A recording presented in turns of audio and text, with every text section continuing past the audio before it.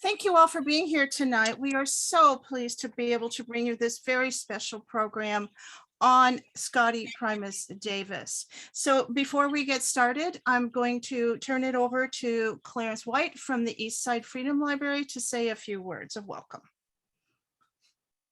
Thanks, Robin. I'm Clarence White. I am the Associate Director at the East Side Freedom Library, and thank you for coming tonight. As many of you know, the East Side Freedom Library does many events in conjunction with the Ramsey County Historical Society, as well as the Ramsey County Libraries, especially the Roseville Library. This is one of many events with that partnership, but we also have many events with other partnerships as well. And a lot of things happen, including providing History Day help for middle and high school students who are working on their History Day projects. One of the people who has helped us with those, Steve Trimble, is joining us this evening for this great program. History Day help happens on Saturdays. You can check our website, the events that will give you more details about that if or some of you know wants to have a really great History Day project. We do a lot of other events which are archived on our YouTube channel. So if you go to YouTube and just look us up, you'll find events with people like Chris Lehman and Bill Green, who cover some of the same landscape that we're talking about tonight. Also, on Sunday the 20th of February, we are hosting a program on the Afro-Cuban experience and the Cuban-American diasporic realities. One of the things that our friends at the African American Registry point out is that the topic, our protagonist for tonight is someone who, besides having a lot of St. Paul history, also sponsored some events supporting Afro-Cuban people near the turn of the previous century. So you may want to check that out. Anyway, again, thank you for coming. Be sure to check out our other events. Also, you might also want to check out some things that relate to our Mapping Prejudice project that also talks about some of the things that happen with regard to African American residents in the Twin Cities, and including St. Paul, and some of the work that they're doing now. With that, I should probably turn it over to Robin with the Ramsey County Historical Society. Again, thank you for coming, and be sure that you join us for many of our other events here at the Eastside Freedom Library and the Ramsey County Historical Society, and of course the Roseville Library. Robin? Thank you, Clarence. Again, I'm Robin with the Ramsey County Historical Society. Thank you all for being here tonight. We so appreciate it. And again, I want to reiterate Clarence's thanks to the Eastside Freedom Library and the Roseville Library. We've been partners, almost 6 years now in this History Revealed series. We have a new focus for this year, Making Minnesota. And these will be special programs that center on the experiences of Indigenous people, African Americans, and immigrants in Ramsey County from about the 1800s through the current day. And these histories have been often lost, erased, forgotten, or misrepresented. And we hope that these presentations will continue to enrich and complicate all of our understanding of the development of Ramsey County and the state that we call home. On March 10th, we have another very special History Revealed in this Making Minnesota series with Romanian contributions to the Minnesota landscape with Gina Popa and Dana Wall from the Heritage Organization of Romanian Americans in Minnesota. This is also going to be online, so see our website at rchs.com for more details and the Zoom registration.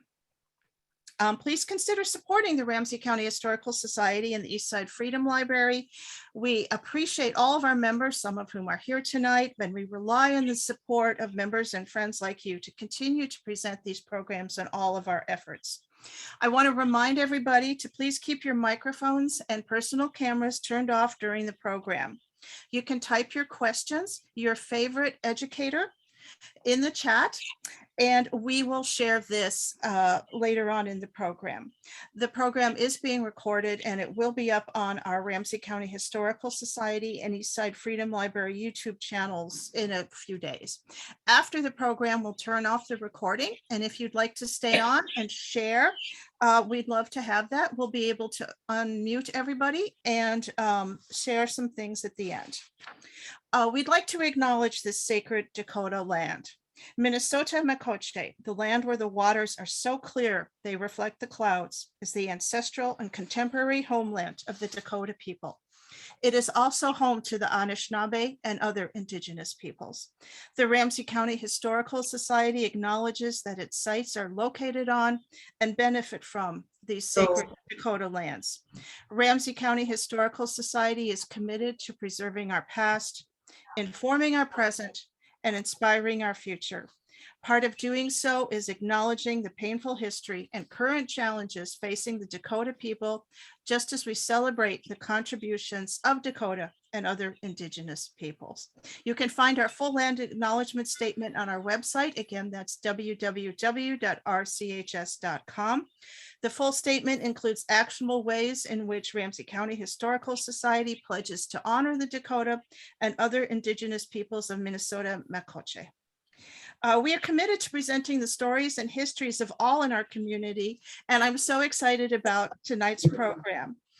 So I'm going to turn things over to our editor and moderator for this evening, Meredith Cummings. Thank you, Meredith. Thank you, Robin, and welcome everyone. As you, so I just wanted to say a little bit about me. I'm the editor of the magazine, and but I also taught English for a while at a community college. So when I started working on this article with Steve Trimble about Miss Scottie Davis, I felt a bit of a connection with her. She's just such a determined educator that very few people in Ramsey County, Minnesota knew about, but that was until now. And so now thanks to Steve, they do know more, and we're looking forward to sharing her life with you tonight. Before we get started, I wanted to just start with some introductions with our panel tonight. So we'll start with Dr. Mary Kay Boyd. She is the president and CEO of MKB and Associates Incorporated, which is an education and human services consulting business.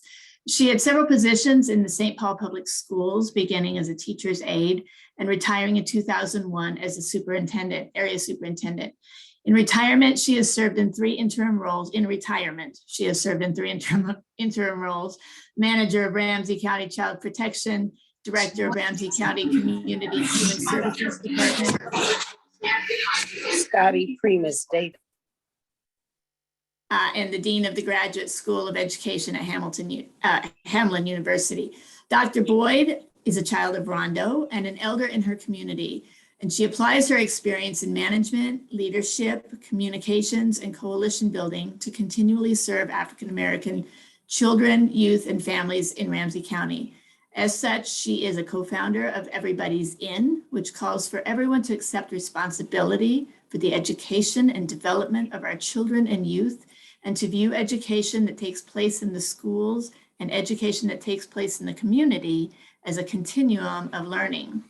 Dr. Boyd is a member of the same sorority as Scottie Primus Davis, Alpha Kappa Alpha, and mother of Jeffrey, Rascara, and Laureen, and grandmother to James. Another one who will be joining us tonight is Granville O'Neal. He's an actor and fine arts professional based in Kansas City, Kansas. He serves on the board of the Traditional Music Society and is curator of the Chester C. Owens Sumner Alumni Room, which maintains artifacts, memorabilia, and historical information on Sumner High School in Kansas City, Kansas. Mr. O'Neal has numerous commercials. voiceovers, and film credits to his name. And then another special guest that we're especially excited for is Chester C. Owens Jr., who graduated from Sumner High School in Kansas City, Kansas in 1949. He attended Sumner Junior College immediately thereafter, and then later earned a degree at Pittsburgh State University in Pittsburgh, Kansas. He is a retired business owner, a veteran of the U.S. Air Force who served in the Korean War, a historian, community activist, and former student, that's what's so exciting, of Scottie Primus Davis. In the 1960s, he worked with Northwest District Citizens Committee and the NAACP to desegregate the downtown shopping district in Kansas City, and he served as chair of the NAACP's Labor and Industry Committee. In 1976, Mr. Owens bought H.W. Sewing & Co., an independent insurance agency for which he was president and CEO. In 1983, he was elected to the Kansas City Council. He served 2 terms and was briefly deputy mayor in 1984. Mr. Owens has been on many boards and is a member of Sigma Pi Phi and Kappa Alpha Psi fraternities. He's won multiple awards, including that he was the first recipient of the Kansas City, Kansas Leadership Award in 1989. He was noted as one of Kansas City Globe's 100 most influential citizens in 1990. He earned the 2012 Outstanding Leadership Award presented by the Kansas House of Representatives, the NAACP Civil Rights Award, and the Friends of Yates Black Man of Distinction Award. Also, the Chester C. Owens Sumner Alumni Room and the Chester Owens Jr. Construction Skills Training Center in Kansas City were named in his honor.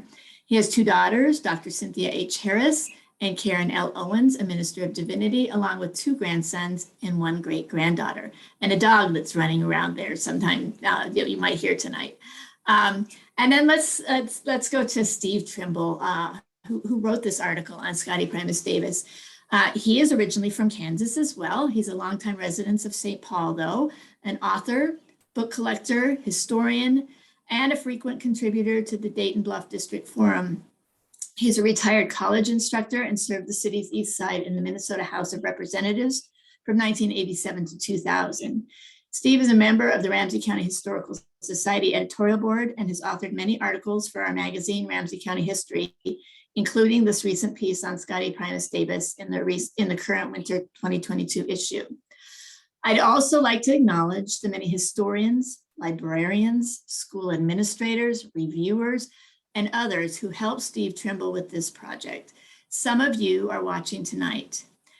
Thanks to members of the Minneapolis-St. Paul chapter of the Links Incorporated and the Mu Omega and Delta Phi Omega Alpha Kappa Alpha sorority chapters who are with us. We are talking about an incredible female leader tonight, and we are joined by many, many more accomplished leaders. So this is quite an honor and quite a wonderful evening. We are grateful to all of you and so pleased that you could join us.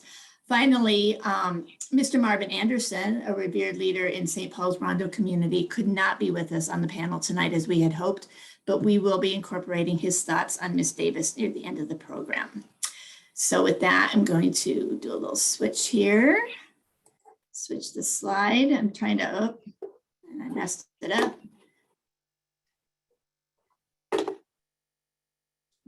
Oh, sorry, Robin.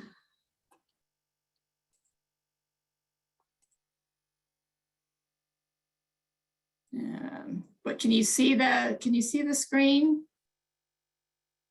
Robin, what can you see right now? It's the introduction slide, Meredith, so that's fine. Okay, and now do you see the audience participation? Excellent. Absolutely. Okay, all right.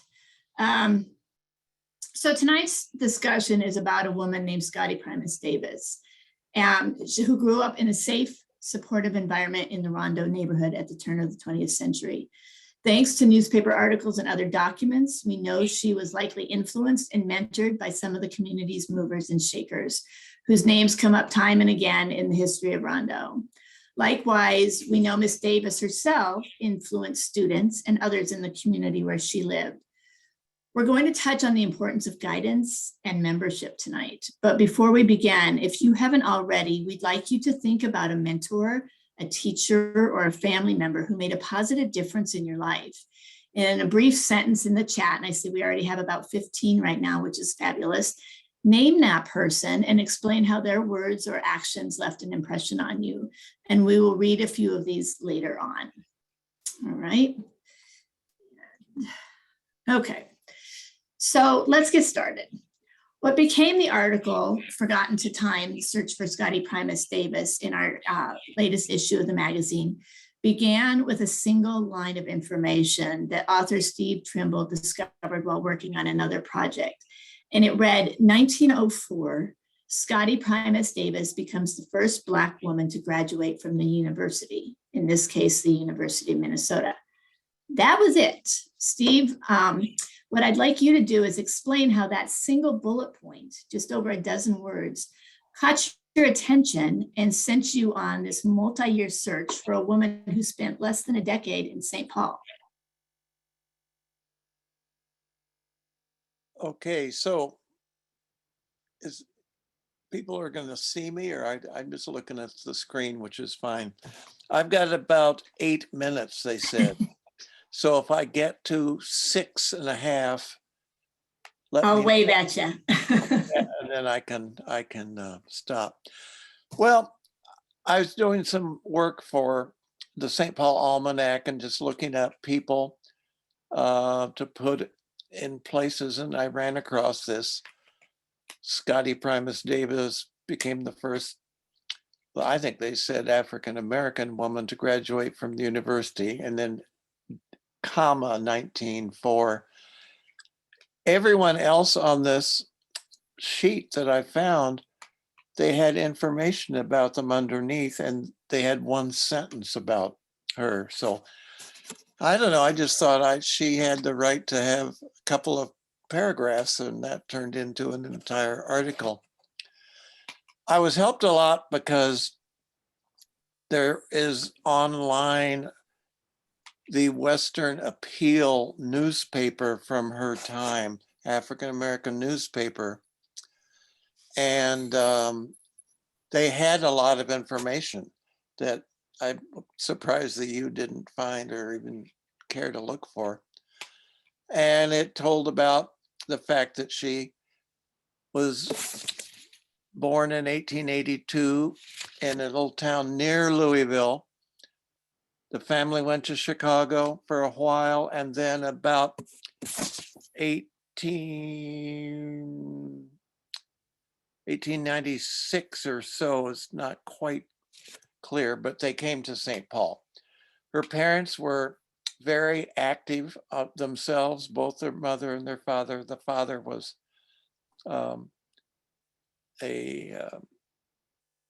worked at various clubs and what have you as a waiter, and was very active in things. And she was too, because even as she was in high school, she ended up being a student, spending a whole weekend with the National Afro-American Congress that met in St. Paul. And with that, she was working with people like Frederick McGee and well, all these names right here, yes. J.Q. Adams, Nellie Francis, who was about 9 years older, but they went to her house for parties, and W.T. Francis, she knew him and his wife, who had a sing. Then Minnie and Bessie Farr. Minnie was the first African-American to graduate from Central High School, where she was going, and then became the first African-American teacher in the St. Paul system. Amanda Lyles, etc. So she was in an area that she was helping give people who came in tours and what have you. So she wasn't just being a high school student, but she did well. And in 1900, she graduated. And so I went to Historical Society because they had the papers of, or at least some of the papers of University of Central High School, and found that in the World magazine, which was a literary magazine at Central High, she had a full-page article called 30 Years of Freedom, in which she talked about, in spite of people saying stuff that wouldn't agree, that the African Americans, or the Afro Americans they used at that time, had made fantastic progress in spite of all the problems and racism. So I thought that was a pretty good thing for someone who's in high school to have written.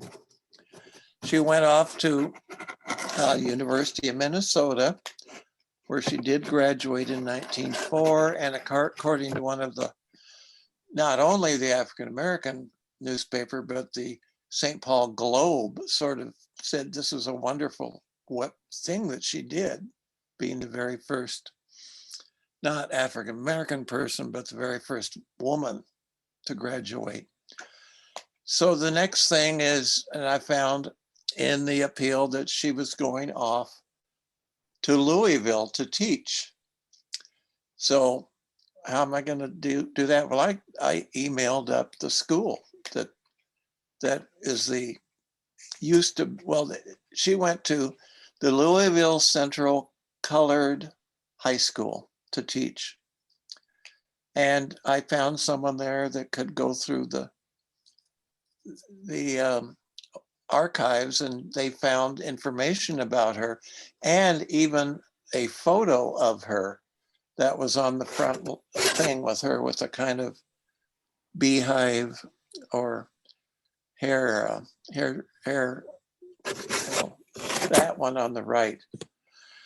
Okay, they did say that she was there and was a good teacher according to the information there, but in about 1913, she got fired because she refused to go along with this sort of, the new principal she didn't get along with. And so she went to another segregated high school that I've never had heard of before, Sumner High School in Kansas City, Kansas, which, and you have to read the whole story, but it was the only officially segregated high school in Kansas, and it was because of an incident.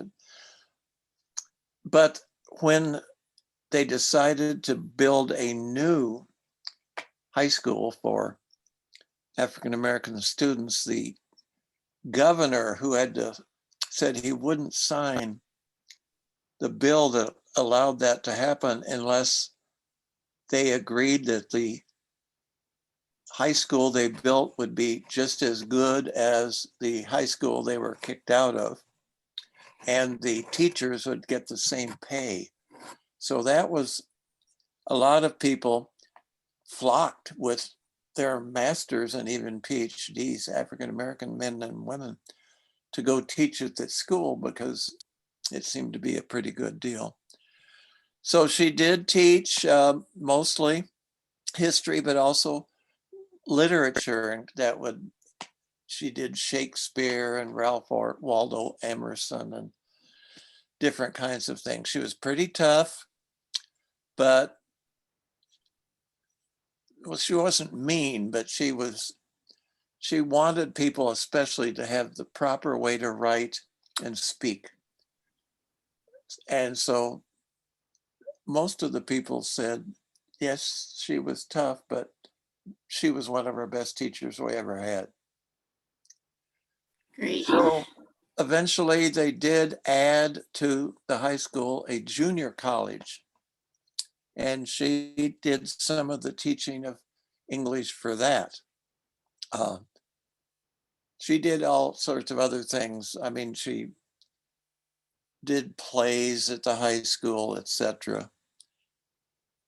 And I found a lot of information about her. I ended up going down to Kansas City, Kansas, and visit the school, and then to the University of Kansas, where Miss Dandridge runs an archives of African American history, and they have Sumners there. So I got a lot of information that way that I was able to put in. And then towards the end, as we were looking for people and more photos, we discovered some, well, Mr. Owens, Chester Owens knew her. And so we were able to get some things from him, some parts of it. And so that's the quick idea of what she did. Great. Thank you. And we'll come back to you, Steve, in a little bit. But yes, I mean, you just uncovered so much information that really gave us a bigger picture of this woman. And so one of the things when we do the editing of the magazine is after it's in pretty good shape, we hand it off to a couple of reviewers. And one of those reviewers was Dr. Mary Kay Boyd, who is from the Rondo neighborhood and very active in her neighborhood. And so she read it. She had not heard of Miss Davis, but she's also involved in education like Miss Davis. So Dr. Boyd, thank you for agreeing to read that article. And what I would love to have you talk about is you're an educator and you're very connected with youth in the community, just as she was. What stood out to you about Miss Davis and her style of teaching? And then you also might mention the other connection you have with her as well as you go along. Well, first of all, Meredith, I'd like to say I'm happy to be back. Somehow something happened with the technology and I got kicked out. I after I started reading, I got so excited. I actually wished I could talk to Miss Davis. She was tough, but I had a feeling that she had a spirit about her that really made her students understand and know that she believed in them. And I think Mr. Owens can probably speak to that because he experienced it. That she believed that they were intelligent and capable. And I think that she probably wanted to bring out the best in her students, which is why she demanded so much. I think she wanted her students to be successful in whatever they were suited for. And I don't think she felt everybody needed to be in the same box because they didn't all fit in the same box using the same curriculum. We'll talk a little bit more about that. I have some comments about why I thought that she was ahead of her time in terms of curriculum. But I think she stretched her students by challenging them to put in their effort and apply themselves. And one example of that was when she had her students read a book that was no less than 300 pages. And Mr. Owens, I don't know if you were one of those that had to do that. And then it kind of reminded me of my junior essay, but it was a lot more expansive than mine. And then she had them write a similar story and share with the class how you were able to do it. Now that's kind of a question that really gets into, I want to know more. I want to know how you think. I want to know how you came to this. I want to know what motivated you. It really gets into knowing your student, I think. So it seems that Miss Davis really met her students where they were at and then challenged them to go further, to dig deeper and to stretch for higher learning and better understanding. I think she was preparing them for the world, a changing world. I believe she must have been adamant in her style because she did not lower or sacrifice her standards. She was adamant about the use of proper English, which kind of reminds me, in a way, she reminds me of my favorite teacher, who was the only African-American teacher I had my entire K-12 career in St. Paul, Minnesota. And she was the mother of my good friend and sorority sister, Miss Dan Owens Hayes. Mrs. Wanda Owens was one of those teachers that demanded proper English, and she was no nonsense because she had her standards. And they really represented the Rondo standards and values as well. So anyway, she was very adamant about the use of proper English. And I gather that she felt that any other, or what she labeled bad articulation, bad grammar, slang, was demonstrating a kind of defiance of standards. And there's a lot more that could be said about that, because when I was thinking about it, I was thinking about the slang, the ebonics, et cetera, et cetera. I do want to quote something though from Miss Davis, that she believed that speech is a matter of habit and environment, and that it is a difficult matter for the teacher in the few hours of the school day to uproot the habits of a lifetime formed outside of school. The home, the church, and other social agencies must also develop pride in speech before we can expect to secure the best results from our teaching. So that really says to me that, students only spent a small part of their day in the classroom. Only so much the classroom teacher could do. And she was speaking of my Rondo experience, which she must have experienced when she was in Rondo, and the community, the churches, the social organizations, they also taught us. So since most of the time is spent outside the classroom by students, the community has to take the responsibility for educating and mentoring, giving guidance and being good role models. And right here, I'm going to put in a plug for my Everybody's In, which I was a co-founder of that movement.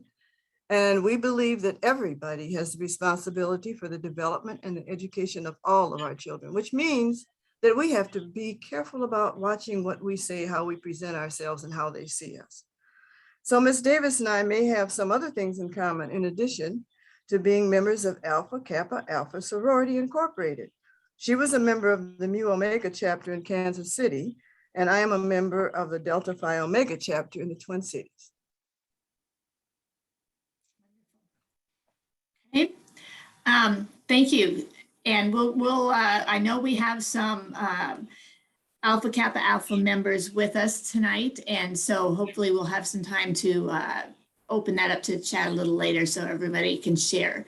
I do want to give a call out while we are on that to Martha Carpenter, who is with the Mu Omega chapter. She's the historian there.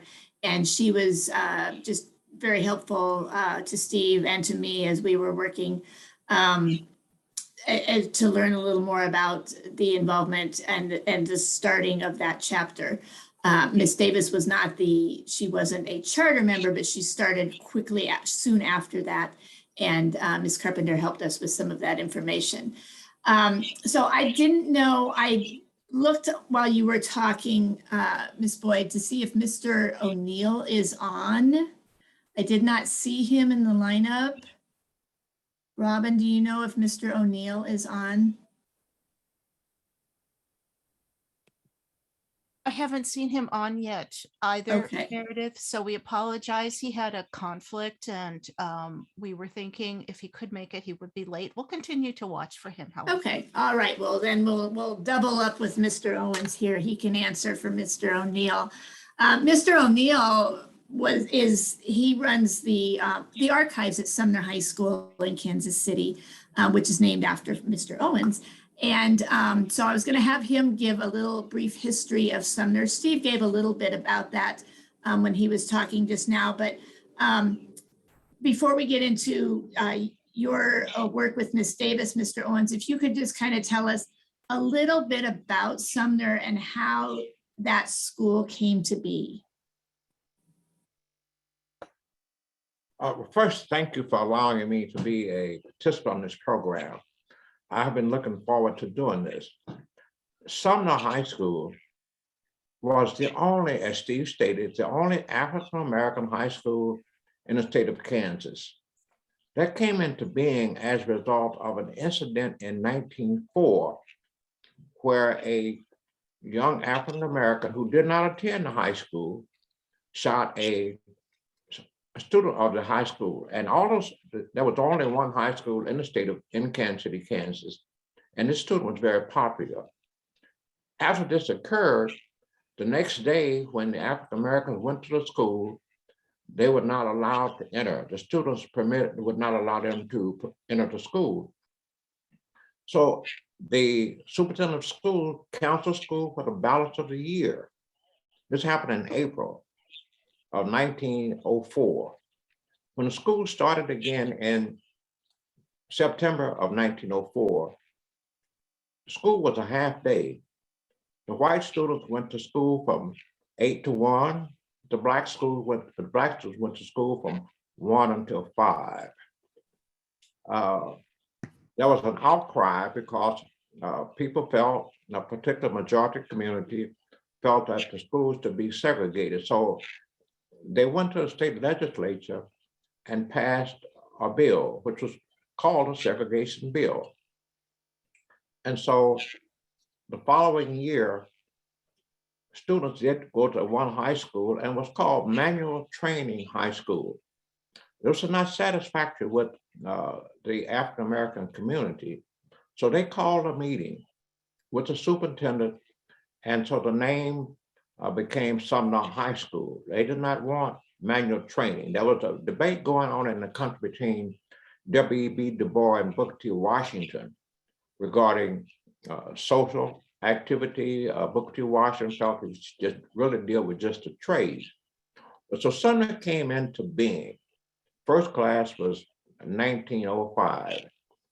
And as Steve stated, as a governor at that time, Governor Hodge felt that this was not fair. And so he stated that he would not veto the bill only on two conditions. One, that the bill will be the same quality as the school in Kansas City, Kansas. Number two, that African Americans be paid the same as the white teachers. In 1905, throughout America, African American teachers were not paid the same as white teachers, no matter you live north, south, east, or west.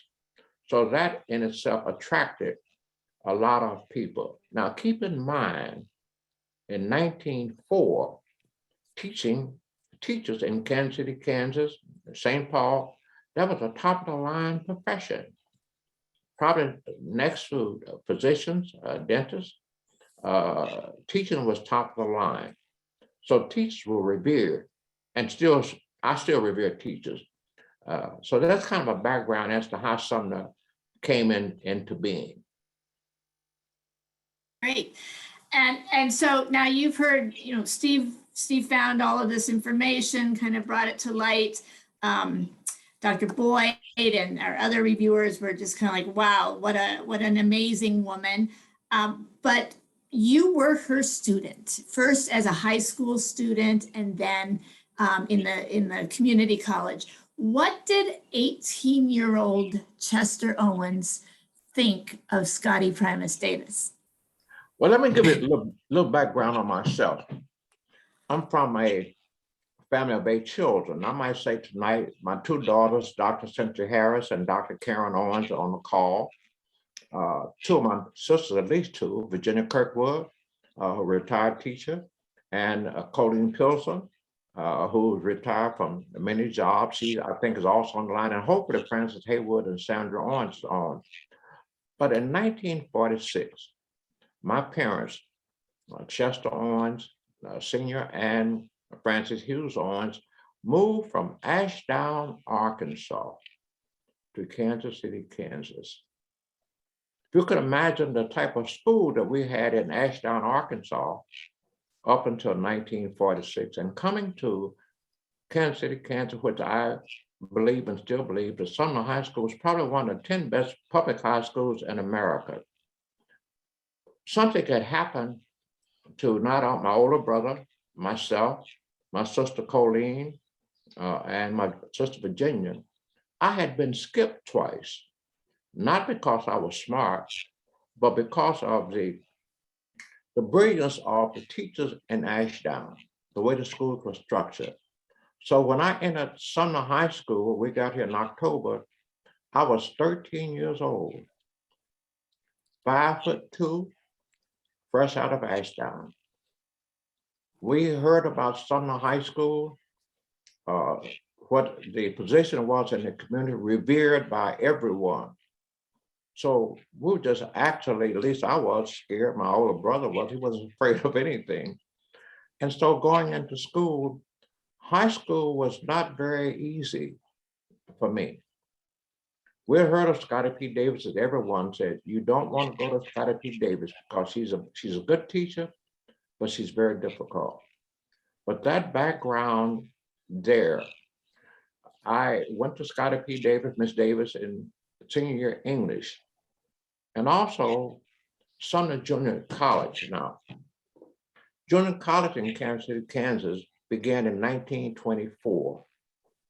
Sumner High School, because African Americans could not attend the junior college, it was became a part of Sumner High School. And Mr. John Hodge was the dean, the associate dean at Sumner Junior College, a brilliant educator. So I went there when I graduated from high school. I had just turned 16 years of age in April and graduated in May. I wanted to go to the military to follow my brother, but my parents would not sign. And so I went to Sumner Junior College. I grew to really my current height in 1 year. I made the basketball team. I began to discover girls in a different manner. So I had a good time. And that's kind of the background. Now, I don't know, I had an incident that occurred in my senior year. It was rumored that Miss Davis was a great teacher, but she also could pick on you. And so the first day in the class, you were frightened when you went in her room. And she was not in the room when class started. And so she walked up and I was sitting right in the seat right by the door. And for some reason, she stopped and said, "Young man, stand up." And I stood up scared. Said, "Hold out your hands." And I held up my hands. She said, "I can look at your hands and they tell us they're not made for nothing but a pick and a shovel," which was unusual. I was terrified. I said to myself, and with encouragement from my parents, that you just got to show her that that's not true. And so I studied, and we had 2 exams. And the first 6 weeks when the grade came out, I had made B on both exams. I received a D. That didn't set right, it wasn't fair. The second 6 weeks, I studied even harder. The same thing happened. I want to emphasize that she was a great teacher. The best teacher you could find, probably learned more in her class than any of the others, but that was a part of her that was not acceptable. There was nothing I could do about it. The same thing happened to a female student. And it was true, this young lady, she was more terrified than myself.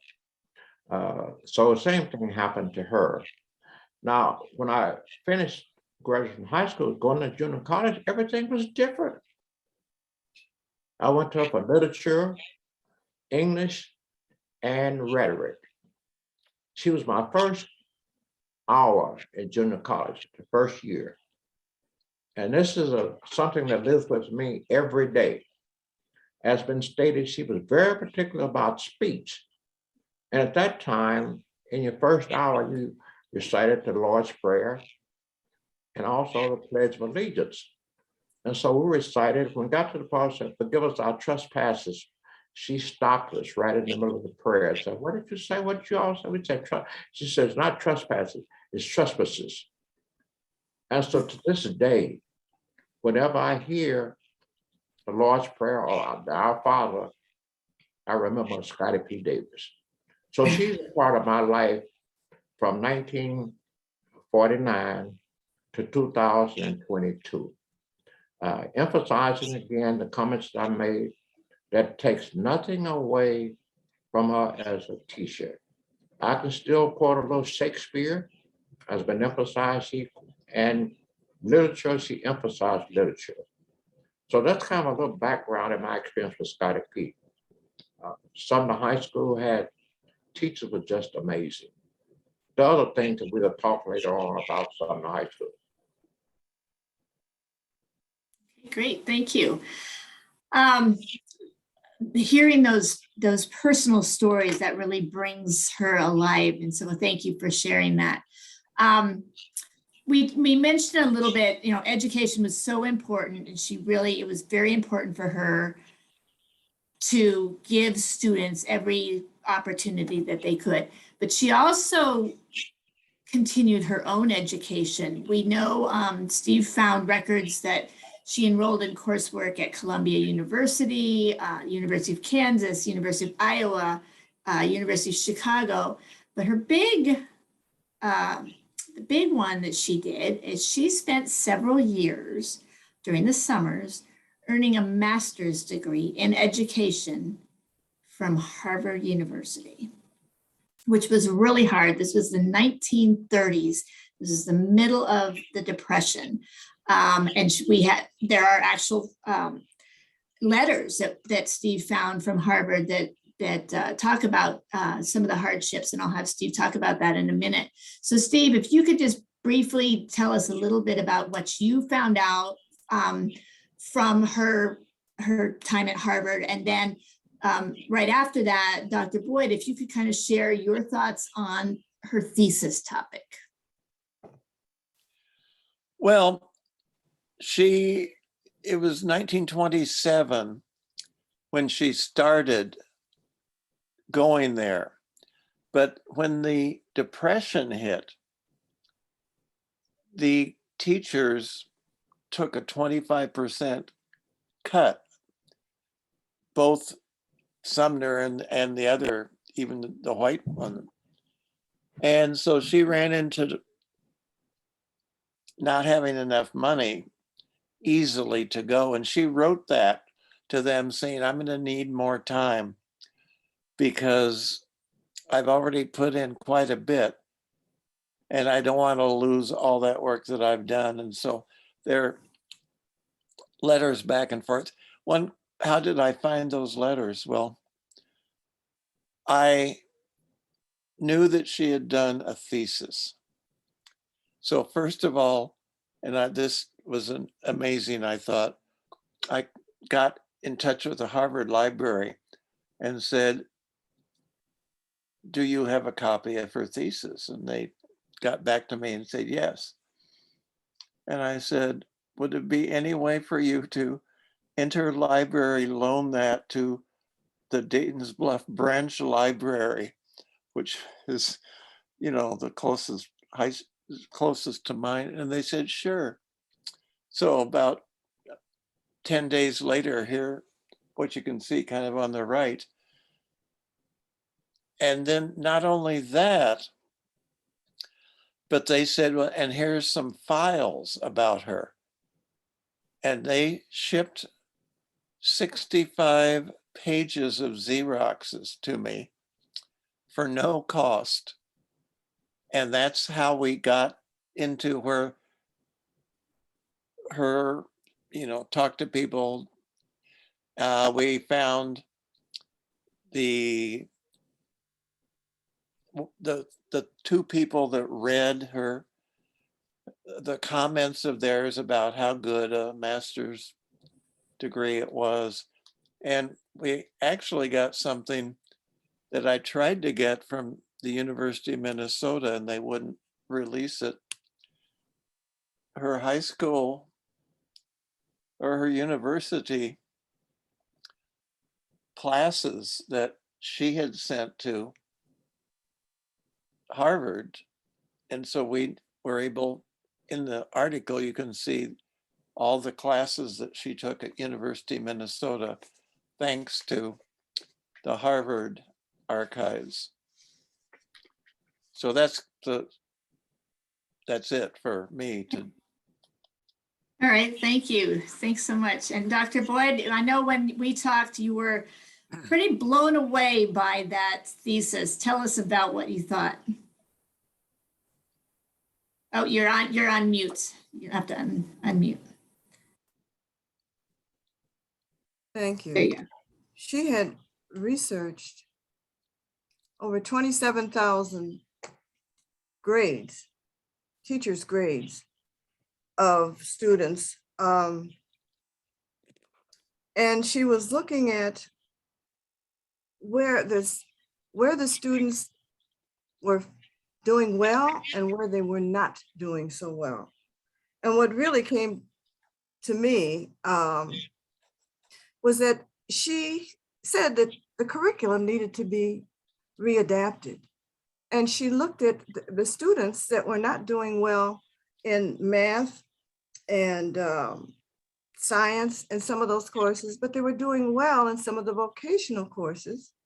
And that's why, again, I say that she was very accepting of all students, which is when she mentioned in what I had read about her suggestions about the readaptation of the curricula, so that there would be giving attention to those students who had capabilities in other areas. So in other words, not everybody fits into the same kind of structure. Not everybody is on an considered academic path. And I was thinking about today and the conversations I've had with other educators, and even in my own experience, when I was not really, how can I put it? I was a challenge to the district because my students challenged me, and I thought I had to meet that challenge. I mean, I had some street corner pharmaceuticals, I called them, that were brilliant in math, and they were brilliant in other areas. So what could we do in order to bring out that brilliance and form a pathway to excellence for them? I just don't believe that everybody fits into the same kind of curriculum. And it was my experience that, in fact, I'll give you an example. When I was the director of a street academy, students who had decided they just did not want to go to the traditional school. It was a public, St. Paul public school though. And they were early on in those days, they were into what was kind of the rapping. But we didn't call it rapping because we didn't know about that at the time, but they were interested in the rhythm, and they were interested in words, and they were interested in production. And so what we did was I had a very creative teacher. They were learning reading, they were learning geography, they were learning music, they were learning a lot from that curriculum that would bring out the best and the most in them. And they became choral readers. Nowadays, they would be called rappers. And they were invited to perform throughout the district. But we had to catch their interest. And we also had to find where there was a pathway to that part of the brain that we could really begin to strengthen. So I was really taken by her, even starting that, working with that junior college in the school.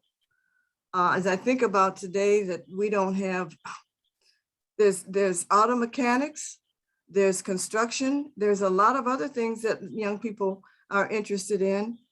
They don't teach in the schools because they took a lot of it out. And in terms of financial planning, in terms of financial advising, I mean, I have worked with students recently who have told me they want to do something in life that is purposeful, but they want to be prepared for a real world experience. So I think you can take just about any subject and you can, writing, math, geography, social studies, you can create the curriculum in a way that will meet that student's interest and their way of learning. So that's what really caught my interest when I read about her creativity. And I don't know, Mr. Owens, I could be wrong, but maybe that's why they did not, that principal that she couldn't work with, that they decided not to take her back. Maybe because she was such a creative teacher that could see further than that particular administrator. So anyway, I just, that's why I said I very much wish that I could have had some conversations, because sometimes I felt I was in a very lonely place.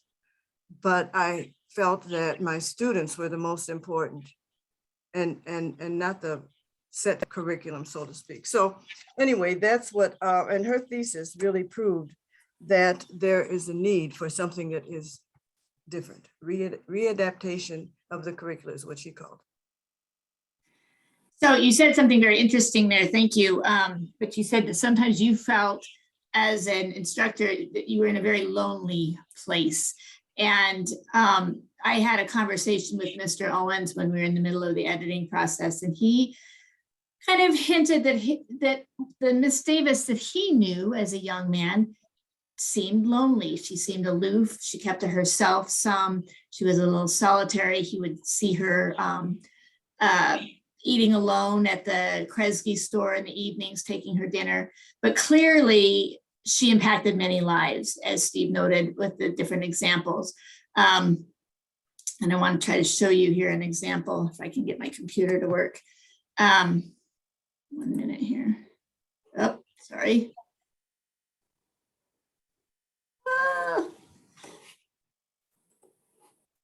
Could I say something while you're looking for what you're looking for? Yes, sure.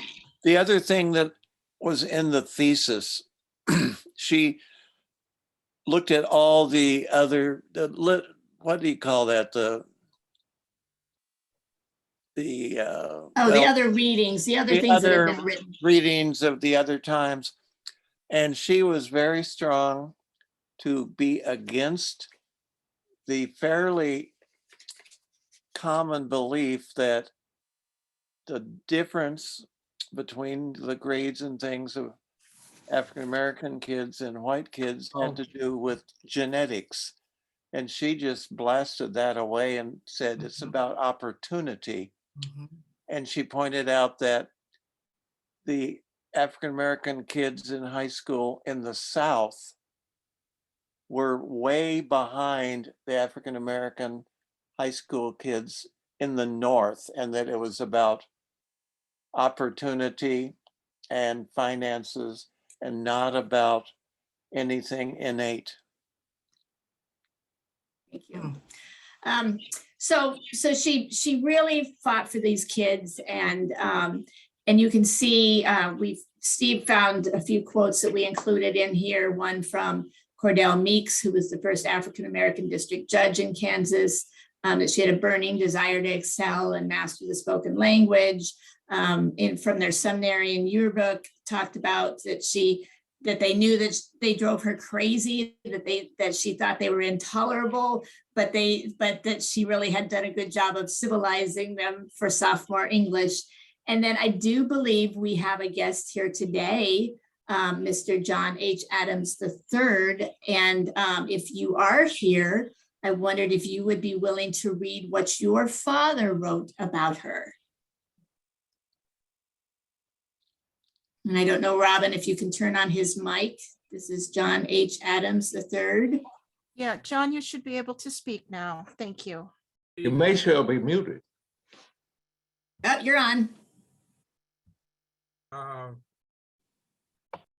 don't have in front of me what you put in the literature. You should be able to see the screen here that says sometimes who you know makes all the difference. And on the right-hand side, it starts with my favorite teacher. That's what your father had written. Do you see that? I see it now. I have to move the picture of you and Mr. Trimble out of the way, but yeah, let's see here how I do this. There you go. My favorite teacher was an English teacher. And I guess he assumed it was business at the time. Scottie P. Davis. She was very particular. She wanted the best of her students to perform in any way possible. And she was very adamant about making sure that you had prepared for your classwork when you came to class. If I may take a moment and expound on that a little bit, I did not know anything about Ms. Davis until Mr. Owens and particularly the Deborah Dandridge, who I see is on this call as well, interviewed my father. Deborah is the field archivist at the University of Kansas Spencer Research Library. And it wasn't until I read that interview that I heard the name. But there was a disciple of Miss Davis, as far as I'm concerned. The influence she had over generations of people and the legacy that my dad gave me came from her. She was revered. My dad used to, when I was in grade school, I don't know how young, would be like a drill sergeant with our take of the current vernacular. And it wasn't until I really appreciated that in middle school when I had a rather strict English teacher took me to task to conjugate a rather elongated sentence. I was ready for him.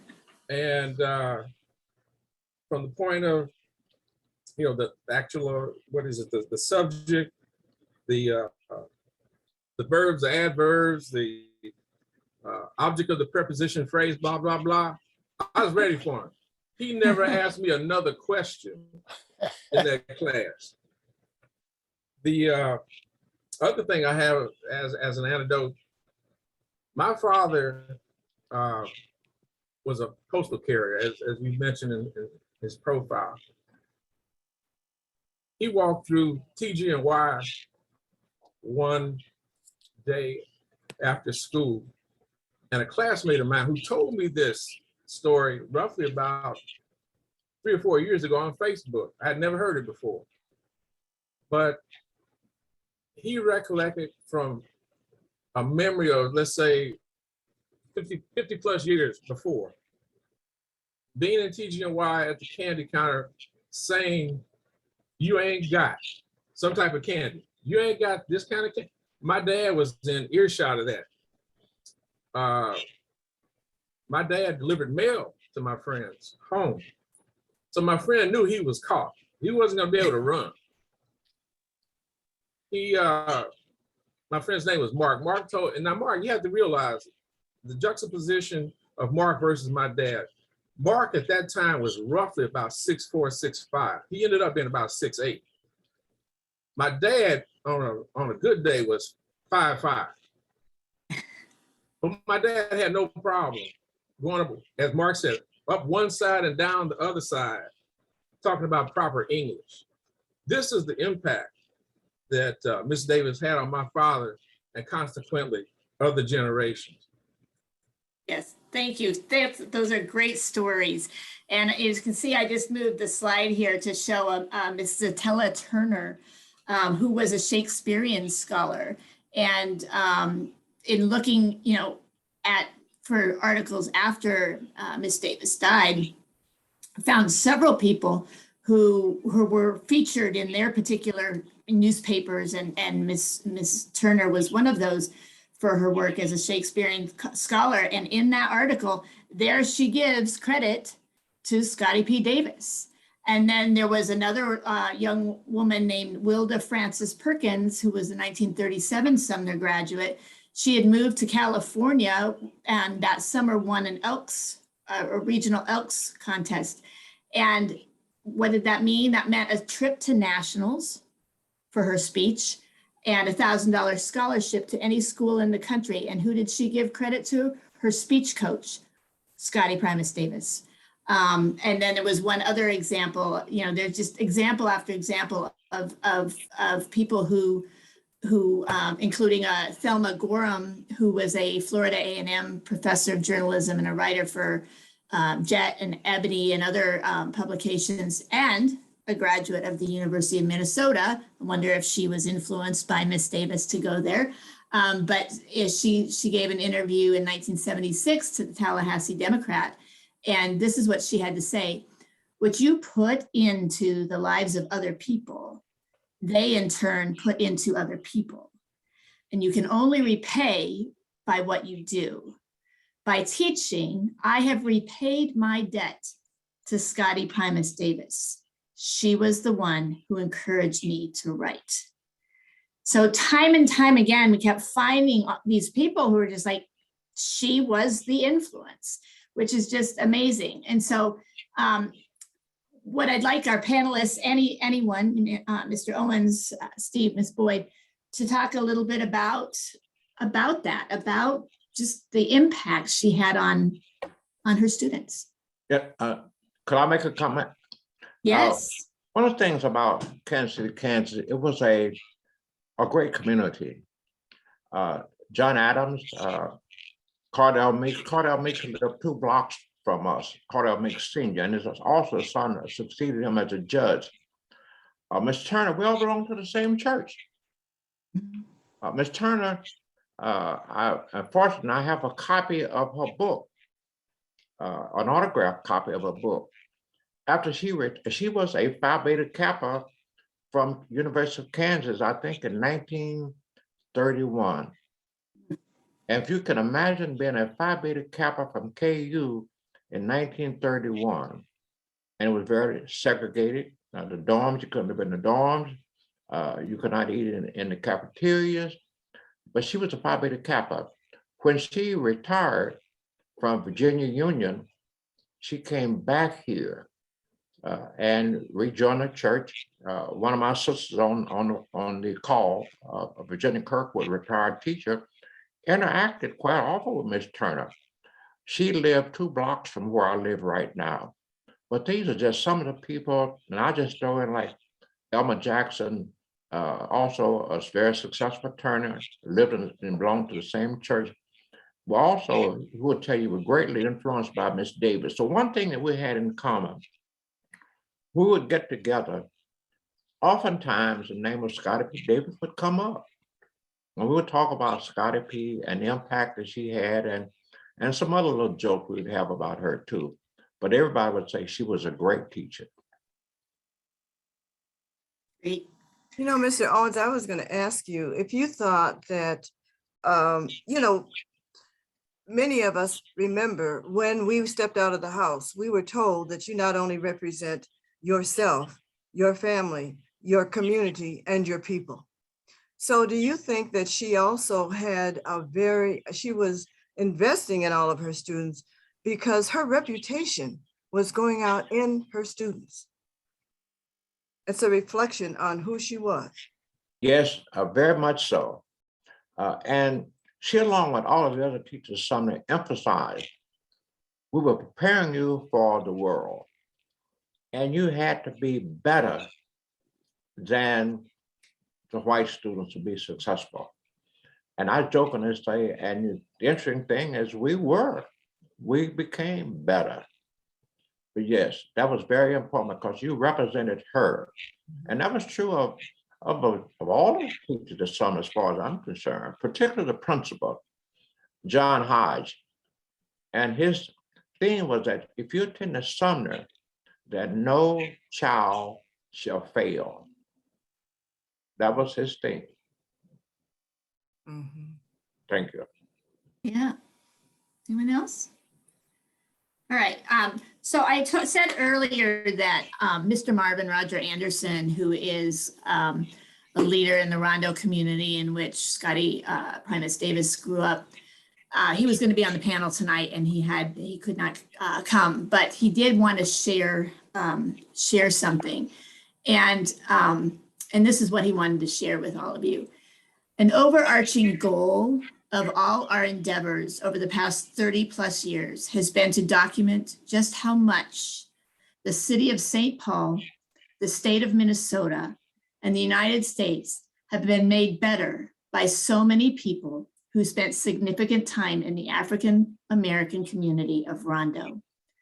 Special thanks to Steve Trimble and the Ramsey County Historical Society for making us aware of Scottie Davis's inspirational story. And thanks to the panelists for interpreting Miss Davis's achievement within a current context. And then he added that in all of his meetings, in all of his community meetings, they end their conversations with the statement, "May Rondo rise." And he says the life of Scottie Primus Davis is at the base of that call. And I imagine that rings true in Kentucky, where she made a difference. It rings true here. It rings true in Kansas. So many of you here tonight have shared in the chat the names of people who positively influenced your lives. So I'm going to ask each of our panelists, Steve, Mr. Owens, and Dr. Boyd, to look at a couple of those chat notes in chat and just read those out loud to us so that, pick a few from people who have included the people who made a difference in their lives. Why don't we start with Dr. Boyd? Oh, yeah, I just like to say first, I want to thank my sorority sisters who are in attendance. And I think there are a few who had attended Sumner High School who are in attendance this evening. So thank you very much for Alpha Kappa Alpha sorority sisters representing. So let me see in the chat.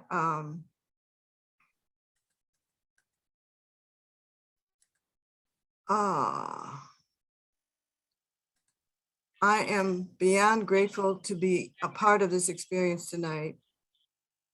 Okay, thank you to everyone that has shared their stories and time with us. I am inspired and encouraged. Thank you.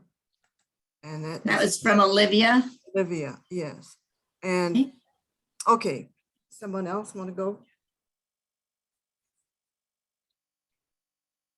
Steve, you want to see one? Do you see something in the chat? One of the people who talked about somebody who influenced them that you'd like to read? Well, have someone else until I can read this. Okay. But Mr. Owens, I'm going to ask you to do that too. I see one here from Jerry Ann Hopkins. One of my favorite teachers was Beverly J. Hooks Scott. She believed in my ability to learn. She taught me how to accept others, and she taught me penmanship. This is certainly our inside joke. She lives today, 80 plus years young. So that's a fun one. Mr. Owens, do you see one that you'd like to read aloud? Well, let me say, I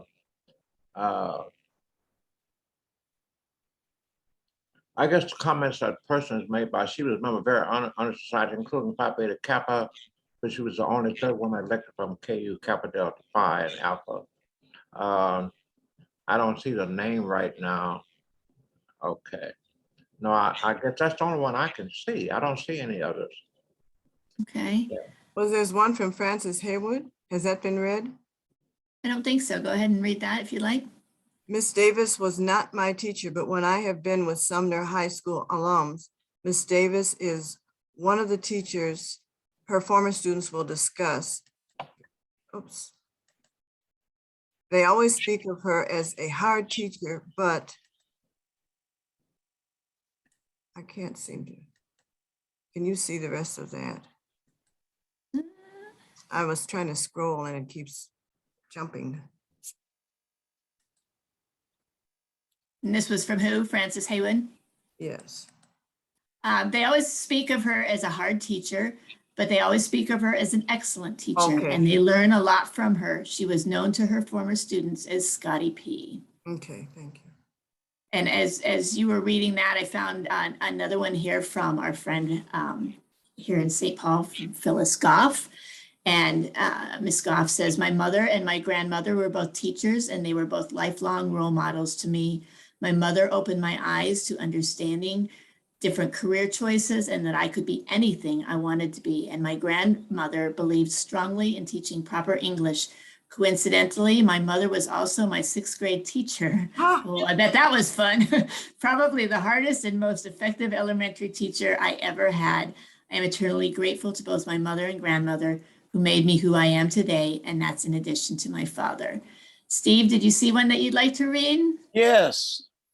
Peter Radcliffe said, Russell Harris, my junior year high school teacher in New London, Connecticut, introduced me to Thoreau on civil disobedience, which is one of his perfections here in St. Paul. Yes, it is. Okay.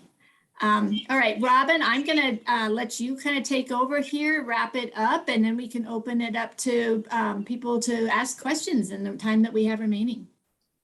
First of all, I want to thank everybody for being on the panel tonight, Mr. Chester Owens, Mary Kay Boyd, and of course, Meredith and Steve Trimble, who wrote together this wonderful article.